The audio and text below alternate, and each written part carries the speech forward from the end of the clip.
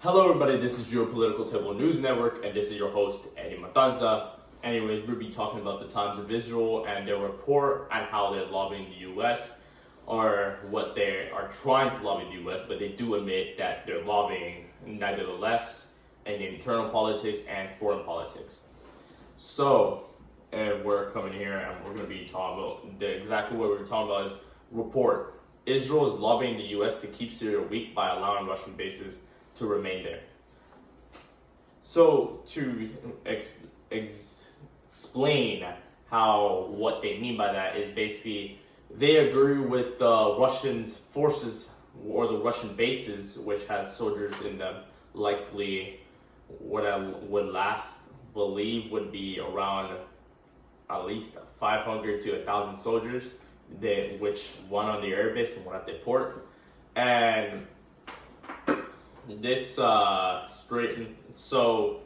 straight up, you would believe Russia is the middle ground between Turkey, Israel / US.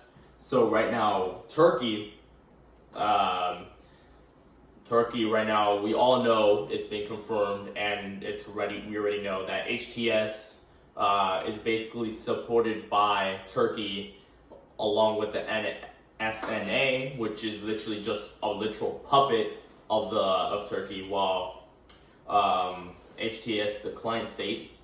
But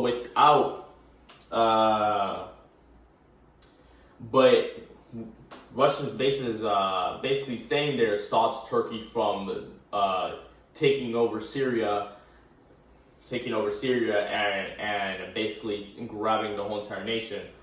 And the same goes for Israel. With Russia being there, Israel cannot go all around the south attacking it because Russia would not like that, and they would not want a direct confrontation with a nuclear power. So we go here and let's start right now. Israel is lobbying the United States to keep Syria weak and decentralized, including by letting Russia keep its military bases there to counter Turkey's growing influence in the country. Yep, that basically summarizes up by what it's trying to say, but they do not admit it's also countering them, which I don't know why don't they admit that. It's not that bad.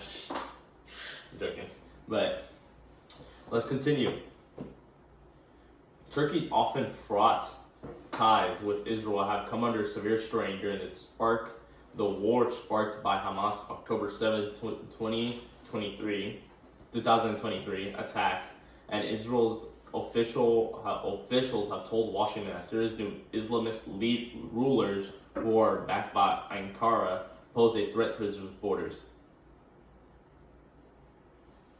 This is where I have to stop, because where it says it posed a threat to Israel's border, no, it did not. No, the Al-Jolani never even spoke about Israel once. Never.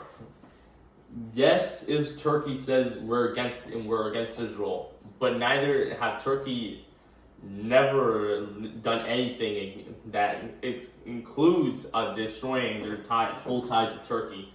So yeah, people talk, but we don't see action. Yeah, there's been some point of contentions and all that, but they never truly have taken a stance against Israel, even though they say they have.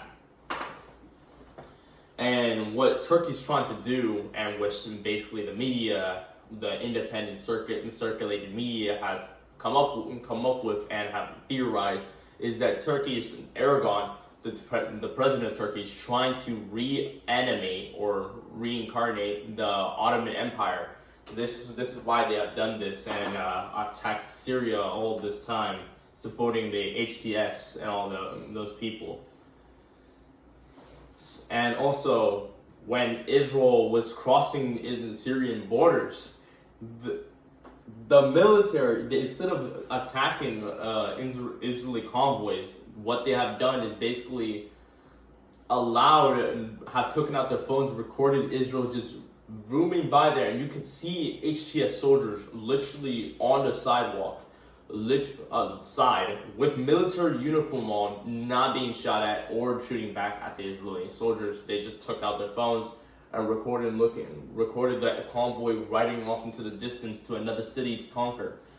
Basically, they have done nothing. That's a good point. Why I don't believe whatever they're telling this. It just sounds like they're blabbing off about borders and all that, even though they have done much worse things to other people's borders, like entering southern Lebanon, even though I don't know why, and still stayed in southern Lebanon and have not gone away. Let's continue. The lobbying points to a concerted Israeli campaign to influence U.S. policy at a critical juncture for Syria, as Islamists who ousted Bashar al-Assad tried to stabilize the fractured state and get Washington to lift the punishing sanctions. Let's go. There's two things I want to say about this. If you can see, which I'm going to show each paragraph of this. You can see they're saying U.S. policy. They don't say foreign policy at a critical juncture for Syria. Neither do they say. They admit they're trying to influence U.S. policy, and they don't specify if it's foreign or internal, which could be it's both internal and foreign, because because policy has both meanings. It could be an internal one and a foreign one, and the way you can see if it's an internal one is by influence the citizens to believe that Syrian government, that Israel is doing a good thing in Syria, and to believe the Israel cause in Syria. That's basically how you can determine if it's influence. And we have been seeing this in media where Israel social outlets, or what I like to call them,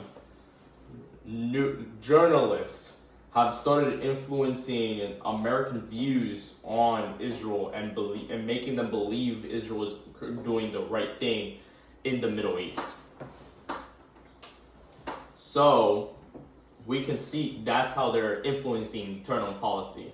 And now here's where the foreign policy comes in, is they're trying to tell the U.S. to help them in the Middle East the whole entire time. And this doesn't just go for Syria. This literally goes for all the surrounding neighbors, Lebanon, Palestine, everywhere else. Basically, they're trying to talk to the U.S. to tell them, hey, we are complaining to you, and we want your help, and we are telling you to come help us now. This is not a plea. This is an order. This is literally what they're admitting.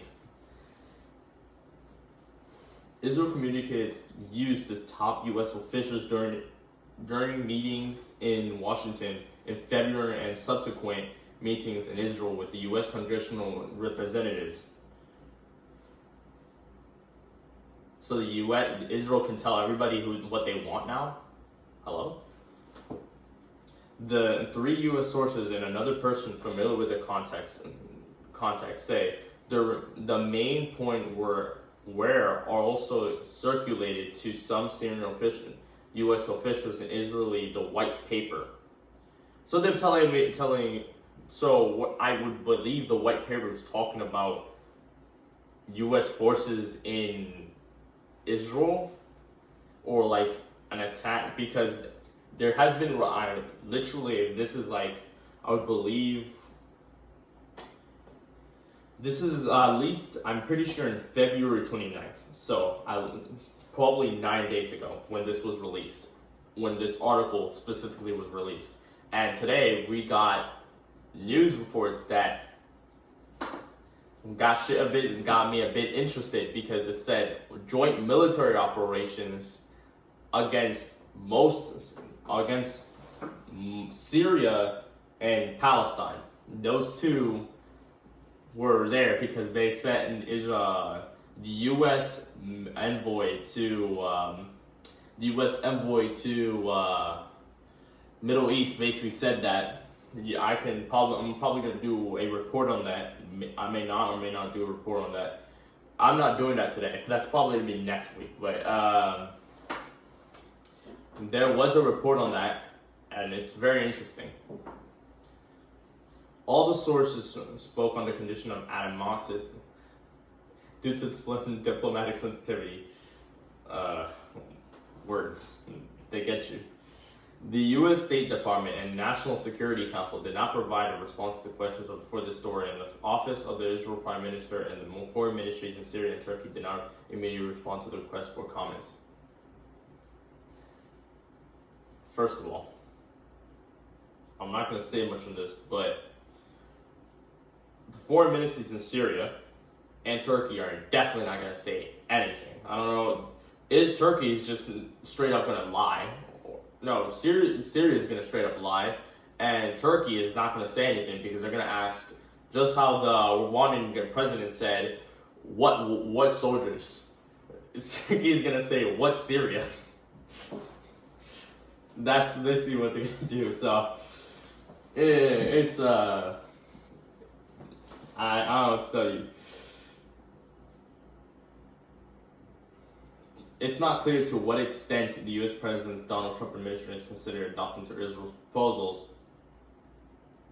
I'm going to stop right there because we already know. They already said this multiple times, especially the damn envoy, the guy who wants to send soldiers after soldiers to Israel, already said he full support for Israel. Number one ally, apparently. Even though we never got anything back, even though America has never gotten anything from them. Send everything to Israel, I guess. It has said little about Syria. That is actually true.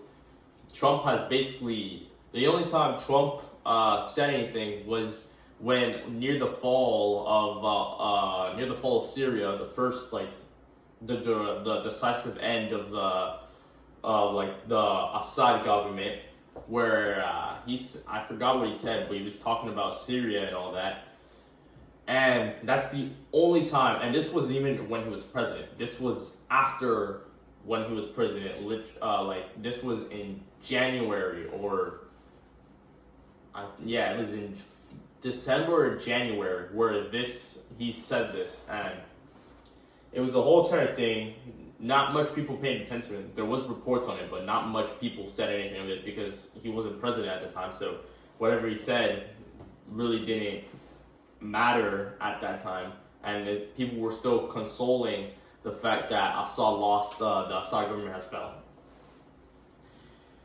It's leaving uncertainty over both the future of sanctions and whether U.S. forces deployed in the Northeast will remain. Likely, the U.S. forces in the Northeast will remain. We all know U.S. private interest loves the oil that the Kurdish have under their control, or what the U.S. direct forces directly have under their control. And the sanctions, U.S. number one ally says they don't want the sanctions to be lifted, so I don't think they will be lifted.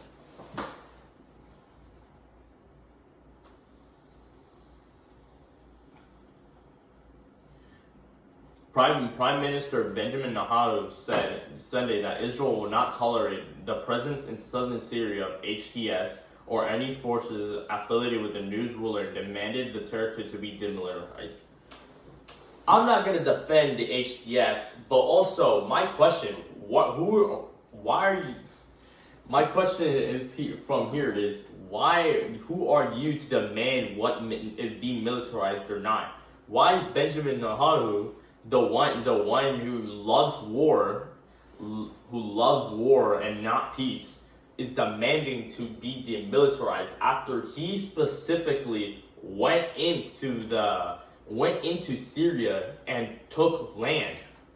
And now he's demanding a new demilitarized border after he specifically took land from Syria, just like they did in the Golden Heights, because the Golden Heights is demilitarized. Let's not lie, because the UN literally has a whole entire meter, a straight line that separates Syria, the Golden Heights, and Syria, Israel and Syria.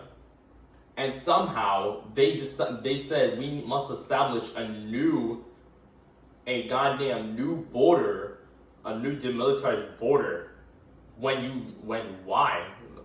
The real question we have to hear, why? You already passed you were protected by the UN.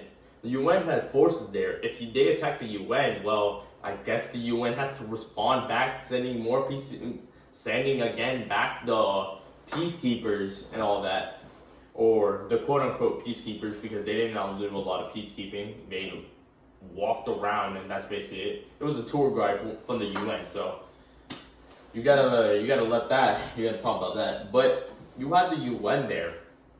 I don't understand, Michael. That's my question.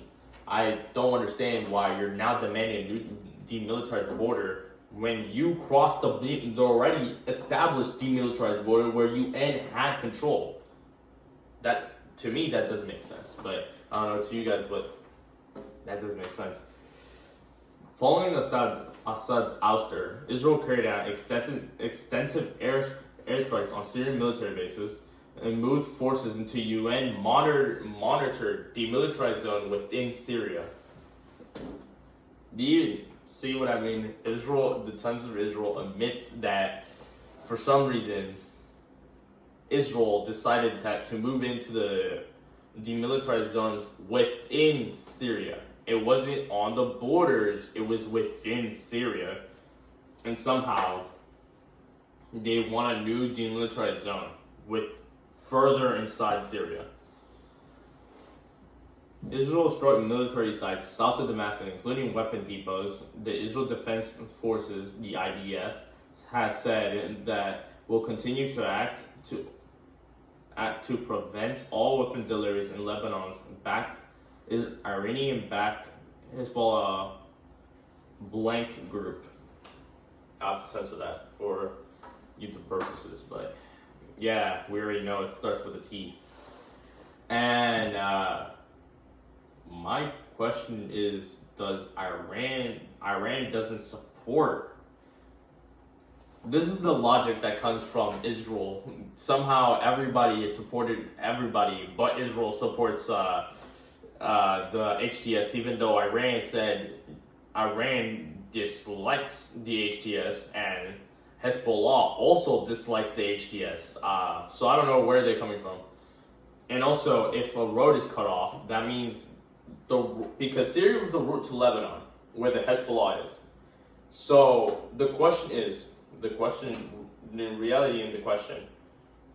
how can Hezbollah get weapon? The only way to get weapons is it by air or sea, and it can get it by sea, but that takes longer, and air also takes long. Air takes longer because now they have to do a roundabout around the world. But hey, Israel, Iran. But anyways, the land area, the route that goes to Iran, to Iraq and Syria, to Lebanon, doesn't exist anymore because Turkey doesn't like Iran.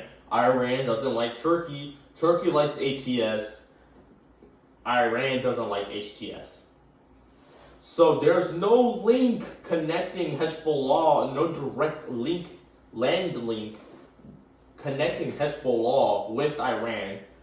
So I don't know where Israel's getting the fact that somehow Iran is gonna back Hezbollah, Iran is gonna back HTS, and just still drive in enemy territory to fight to send HS weapons. Even if they were sending Hezbollah weapons by land, they were not gonna send it through goddamn Syria where the HTS would ambush them and take the weapons. Why would they waste their precious ass time just doing that? See what I mean by the Israeli logic? Like, it just doesn't make sense. They believe everybody supports each other and are against Israel when no one cares at all. Israel is deeply concerned about Turkey's role as a close ally to Syria's new rulers. Let's just admit, Turkey, they're not a close ally. Syria is just a puppet of Turkey. It's literally the client state. I don't know what to say. This 3 U.S. sources say, describing the message delivered by Israeli officials, Turkey President, I never knew this, Erdogan, who leads the Islamist-rooted AK party, said last year that Islamic countries should form an alliance against what he called the growing threat of expansionism from Israel. That he's not lying. They should. He's not lying, but we already know this man, what he means by that. He's saying, everybody join me, let's recreate the Ottoman Empire and attack Israel. That's literally what he's saying. He doesn't mean by, what Erdogan means is not alliance. He means everybody join him as a puppet and then they're gonna fight Israel. Like, this is what I mean. Earlier this month, Foreign Minister Gideon Sar said Israel was concerned Turkey was supporting efforts by Iran. Turkey hates Hezbollah. Well, Turkey doesn't have an opinion on Hezbollah. They say they support him. I don't believe that. Because if let's just keep that at that. To rebuild Hezbollah, and that Islamist groups in Syria were creating another front against Israel. My question: why were you attacking Israel? My question for Israel out there, or whoever's watching, or whoever wants to report on this. And this is the last section, by the way. As we cut off it here. So you entered the demilitarized zone, or you entered Syria, 0 HTS resistance. Now you're thinking you entering Syria will make, if you didn't get shot at first, what makes you think you're gonna shot at next? Like, I don't think so, and they're definitely not going to do it now. Even if Jolani was plotting an front against Israel, they're not going to do it now because now they're dealing with resistance fighters who are probably Assad loyalists or persons who just don't like the new regime. They're fighting now. They're arming up and trying to take back the coast, trying to take back the coast. Due by report, that's from some journalists told me this, and some people on the ground, and from one of the videos we have seen, this is true.